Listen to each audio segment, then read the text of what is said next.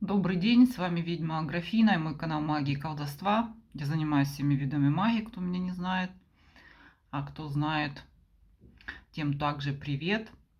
Сегодня у меня короткое видео посвящено, но опять у меня клиенты присылают ссылку на каких-то сумасшедших, как обычно, людей, которые рассказывают, что надо там медитировать на какого-то бога Одина, что какой-то боги исполняют какие-то желания про северную традицию.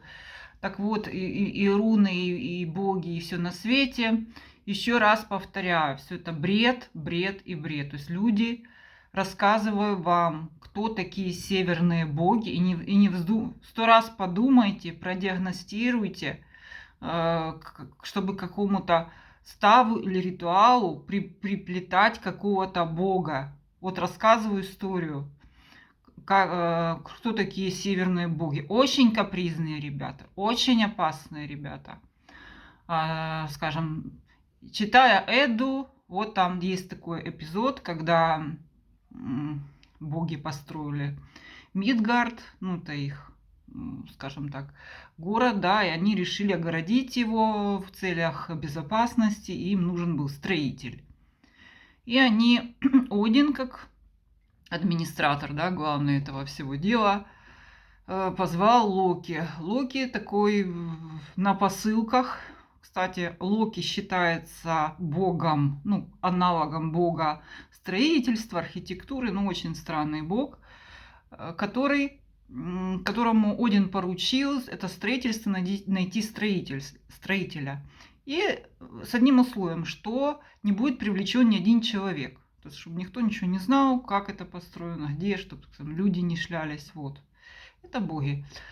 И нашли они Йотуна, великана, но он потребовал от вот этих всех богов очень высокую плату. Ну, они сделали вид, что согласились. И ему поставили условия построить это за лето, построить без привлечения людей. Он сказал, да-да-да, у меня вот есть... Он привлек коня своего, у него очень был мощный конь. И он вместе с этим великаном начали они строить.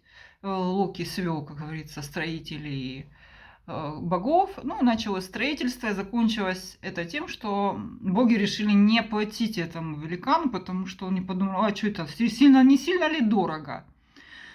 И они решили кидануть этого строителя, но им нужна была зацепка. Они вызвали это Локи, говорят, ну давай, ты нам его привел, мы не хотим платить, давай что-то придумаем, какую-нибудь гадость. Мы же не знали, что он возьмет и построит это все. Оказывается, хитрее или умнее нас. Что делает Локи? Это вообще самое интересное.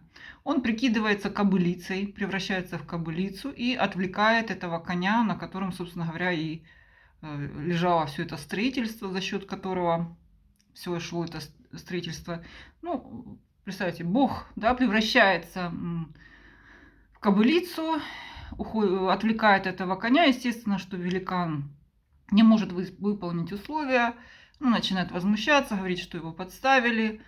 Один вызывает Тора, Тор его по голове, да, отмолотился, убил этого великана. Вот такая вот прекрасная история. Кстати, после этого бог Локи родил от этого коня Слепнира, то есть того самого коня, на котором ездит Один, 8 лошадиных ног у него.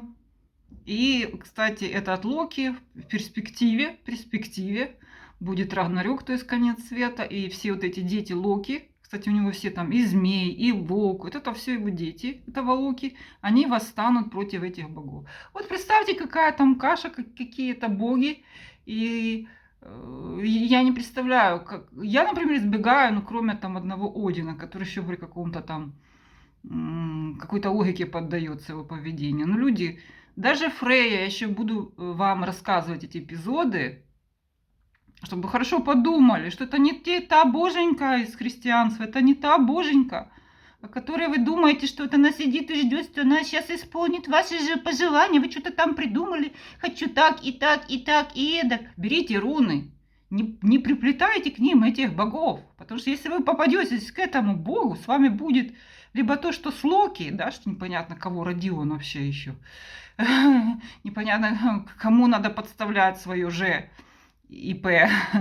Или будет то же самое, что с Ютуном, да, там видите, у них боги, кто сильнее, тот и молодец, да, у кого есть топор, кто решил делать чужими руками, они любят, поэтому и оставить вас с носом, поэтому и Фрея, там все молодцы.